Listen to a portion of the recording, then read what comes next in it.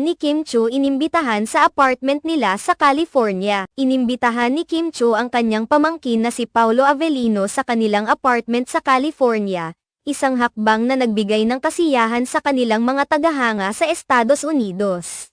Ang kanilang pag-imbita sa isa't isa ay lumikha ng malaking ekspektasyon sa mga Pilipino sa lugar, lalo na dahil sa inaasahang performance ng ASAP Kapamilya. Ang ASAP Kapamilya ay kilala sa pagpapakita ng mga pinakamagagandang talento sa industriya ng showbiz sa Pilipinas. Sa bawat episode, inaasahan ng mga tagahanga ang iba't ibang mga artist na magtatanghal ng kanilang mga best performances. Sa pagkakataong ito, partikular na umaasa ang mga taga-subaybay na ang performance ni Kim Chiu at Paolo Avellino ay magiging espesyal. Maraming mga Pilipino sa California ang sabik na naghintay para sa show, lalo na't ipinakita ng ASAP Kapamilya ang mga